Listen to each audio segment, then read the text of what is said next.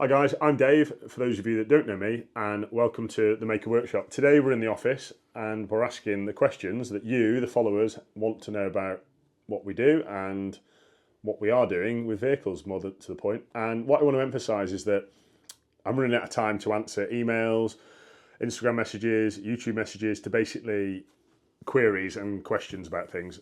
And I've noticed now people are getting a little bit cheeky. They want to know the ins and outs of my business. They want to know how we do things. I am going to offer a subscription page shortly on Instagram and YouTube. We're just getting around to it. Time is of the essence, etc. But I'm going to help the people that have asked serious questions and they want to know what we do. So if you want a question, ask it below. So Ben, what's the first question? So first one, these are from YouTube comments. Does the M57 pair with what gearbox? So for starters, you can use the original, the 6-speed automatic that comes behind most BMWs. You can use the 6-speed manual that comes in X5s, X3s. So we have used things in like Project Miami that we did, that used the 6 HP. We are toying around with an 8 HP at the moment, for those of you that are keen on that. And in Cagney now, we've got his 6 HP in there. We've got another project that's got 6 HP going inside it. There are so many vast things, but we are the biggest favourite, only because we've made probably, well, it is the best adapter in England, for the manual that uses the really tight dowels, lovely piece of billet aluminium that's been crafted on only the best CNC machines, coated in hard anodising. Basically, we created that adapter to go from the MT82 6-speed that is found in the Puma 2.2 and the 2.4, and also the Transits. And we've coupled those two gearboxes together, and we also have a clutch system that will retain 900 Newton meters. So I want to say we've ticked that box in the manual world. So if you want an adapter, send me an email. Does it need a transfer case for 4-wheel drive? So the transfer case is part of the MT82 out of a Land Rover, not in a Transit, but if you want one out of a Land Rover, it literally bolts straight up. What axles can support the power and torque the M57 puts out? So we recommend our stage 2 things with Ashcroft, 300M shafts, CVs, etc. Pegged ATB diffs are always the best upgrade, but we have got cars out there, guys, that are running totally standard Puma gearboxes and transfer cases and prop shafts and diffs, and as long as you don't drive it like an absolute tool, they do stand up to the BMW RPM and power, I want to say. Last one on this. What ratios for the differentials if the axles are indeed upgraded? So that's another one that we're going to probably pop out on the subscription channel, because it's horses for courses. If you want to run big tyres, you need a lower ratio diff. So my biggest advice is, had this conversation with a client yesterday, he wants to run 35 to 37 inch tyres, but he keeps destroying his clutches because he's running these monstrous 305 tyres that looks the part, a bit like a Spectre looking truck. I said to him, you need to run a 4.1 ratio diff.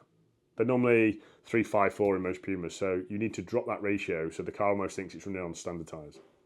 I heard of a few people putting M57 engines in a L200. How easy is it? Never done one, so I can't comment. Go to another garage, guys.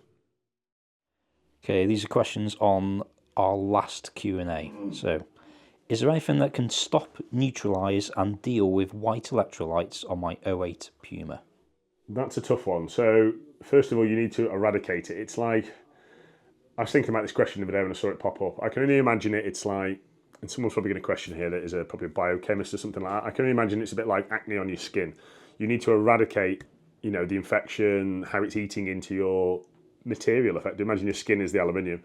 So how we eradicate it is we blast it using glass media, and we get all the contaminant out of the aluminium, and then we treat the aluminium with a 2-pack epoxy, and we never see it again. So that's how we do it. Is there any model and reliable automatic box that can be used in 200 TDI? It's not something that we've done, guys. I know things of like the 4HP, 4HP24. I know that has been done many times, but in my opinion, guys, the engine doesn't produce enough power to warrant that gearbox. I know many of you think, oh, I don't want to go to the expense of changing the engine, etc. But my honest opinion is you need to. So spend your money wisely, buy a good second-hand BMW automatic and give us a call and we can install your engine for you. But if we install your engine, there's no warranty on the engine or gearbox. How much is the digital clock conversion? So I presume you're talking about the Dakota Digital. Dakota Digital varies from 1750 plus VAT plus you're looking about a day to install, so 550 plus the VAT, roughly around that area. There is a cheaper model that's about £1,100, a lot more basic in the Dakota world. But while we're on that subject, we are creating, ourselves and Raptor Engine have created a steel binnacle that accepts the basically Dakota digital oval, things like the V8 dash. Bonjour. Currently driving an L663 V8, are you able to get some more horsepower out of this? What are your thoughts? Right, so Range Rover V8. It's a tough one. I've never done that personally, but I know people have squeezed a little bit more out of it. There's things like improving airflow. You could probably port and polish the heads, get a bit more gases in there, and improve the exhaust flow. That is all the crucials to make a V8. Obviously, and a big healthy cam would also help. So, not something we do, but hope we can help. What's your secret to making a 200 TDI a bit more powerful, yet still reliable? So the best upgrade I find is porting and gas flowing your cylinder head. Unfortunately, AMC don't make a cylinder head for the 200 TDI, as I'm sure you're aware. You can use a VNT turbo. We reckon a Turbo Technics version. We've got them on the shelf. If you require one, they're about 1,300 plus the VAT. That is a fantastic upgrade, and a set of our stage 2 injectors. A lot of people use the nozzles from the 2.8 and the TGV engine, but we don't do that. We've played about with diesel technology for some years now with the Cummins, and we've basically used Cummins technology in the 200 TDI. To the point of where I've got living proof. We had a 200 TDI Scram car, the Scram 90, flat out white, that came with us to Morocco last year. Mauro drove that as hard as he possibly could, and all he destroyed was a turbo. So he was literally banging that thing off the limiter for an hour endlessly in the sand dunes, and it killed the turbo. So that says to me that we built that engine pretty much bomb-proof. So unfortunately, EGTs and turbos don't work hand in hand, and neither do pistons. So it would be a nice idea to look at the pistons one day to see if there's any damage in there, but it runs like a dream now, so we're leaving it alone. 2 questions here. If you service my Land Rover, will the service be added to the digital record the Land Rover main dealer keep? So unfortunately we're not, because we're not part of the group, if you like. But I'm more than happy to give you a document. We are VAT registered, and I believe that that's all Land Rover require to keep up the Land Rover, service plan. You don't like the underseal, but what do you recommend? Apologies if it's been covered already.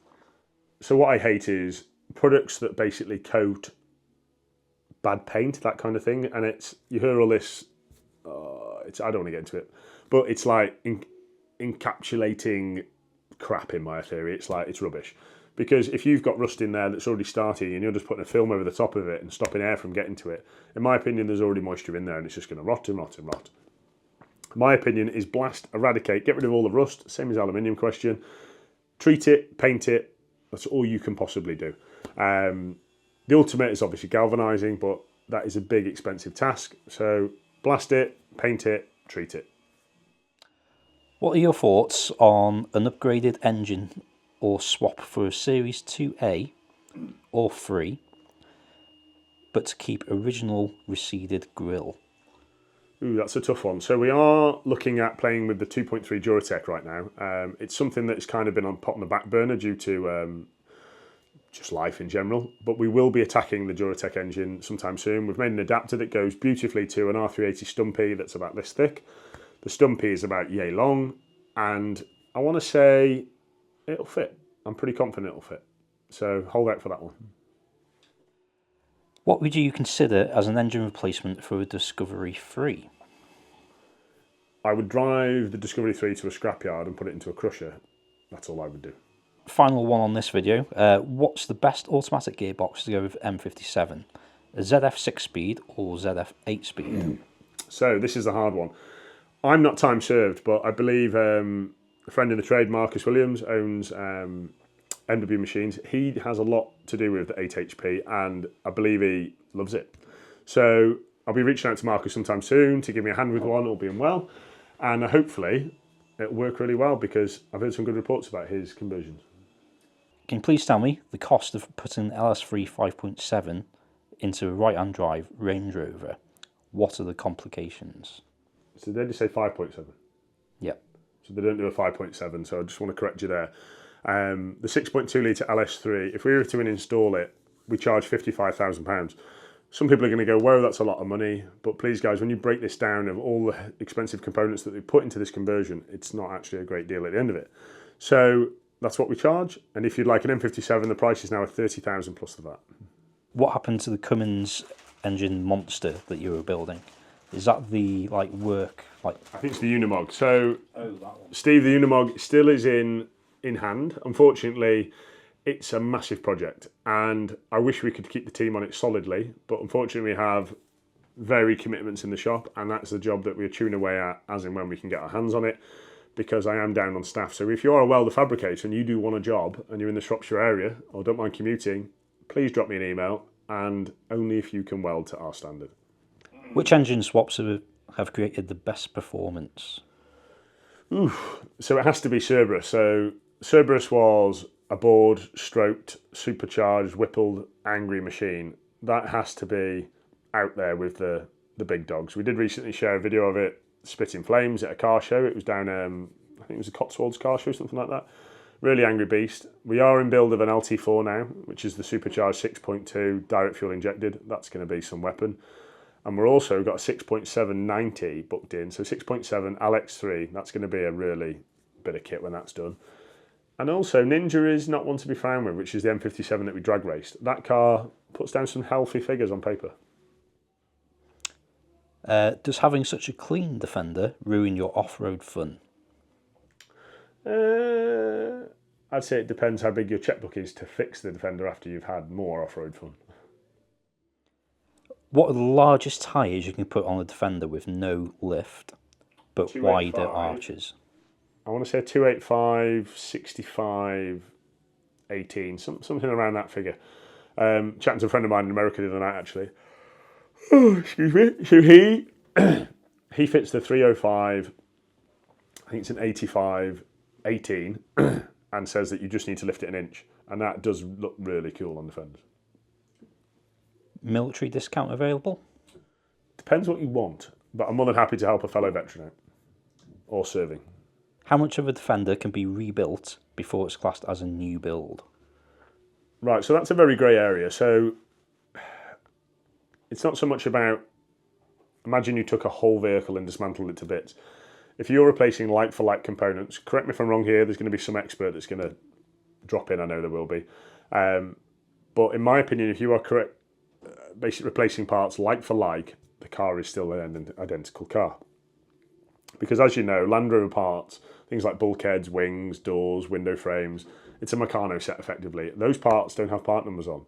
So to the untrained eye, or the trained eye, if someone showed me, let's say, a copy window surround and a genuine window surround, I couldn't tell you the difference.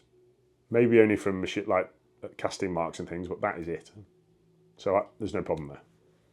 What would it cost to fit digital clocks to a 200 TDI? So we're not actually fitted them to 200 TDI yet, but the same again, I'd say you'd be looking about 1750 plus to that. Why don't you like Rover V8s? Let me think. So since I was about 15, when I first started tinkering with Rover V8, I took one to bits. I put it back together and it ran absolutely perfect. The following weekend, we went to a pay and play day, me and my dad, ran like a pig. The third play and play day, we drove it through some water. Ran even worse like a pig. I think it turned into a 4-cylinder. And then as my business grew, there's only ever been one Rover V8, and that is the Rover V8 that's in Summer Blues, my 90 soft top, and it's the only one that ever runs on 8 cylinders consecutively. There's also a guy called Boothie in the off-road world that many of you know.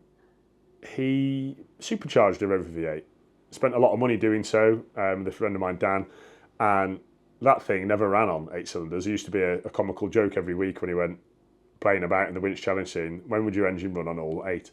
And a lot of people on here, there's controversial things, but what I say on this video is what my personal experience is. A lot of people will say, oh, you can go and get a Roland engine from ACR, and they sing, yeah, because they're nearly £40,000.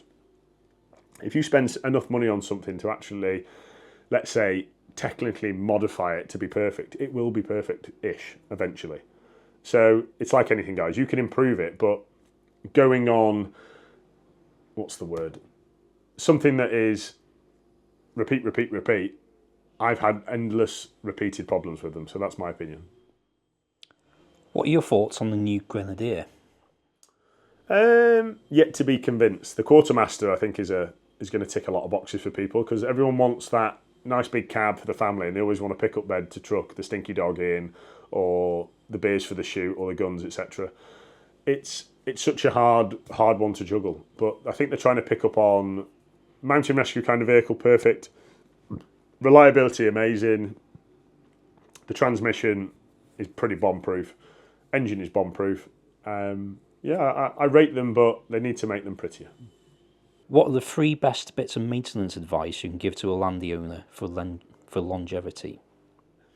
So the longevity, so let's go back to the Pumas on this one, for example. I recommend to most Puma owners, change your engine oil every 5,000 miles minimum. Check things like your diffs, your axles, your swivels. The amount of Defenders we see come through this door. To give you an example, a friend of mine the other day bought a Defender, and I thought I'd just nip it on the ramp and check it. It's done 40,000 miles. He'd bought an absolute gem, County Station Wagon 90, paid 25k for it. Put it on the ramp, put my finger inside the swivel. There was nothing. I put my finger inside the diff. There was literally, I want to say, 0.5 of a litre in there. And I always say to people, all the lubricants your Defender are probably going to cost you about £200 to buy yourself. And it's something you can do on your drive. Literally all you need is a 1/2 inch ratchet and a couple of extension bars, and you will get those plugs out. And if you're not confident, guys, bring it to me and I will literally just charge you the labour and the materials to get it checked, because the most important thing is mechanical parts need lubricity, and if they haven't got the lubricant, they will fail.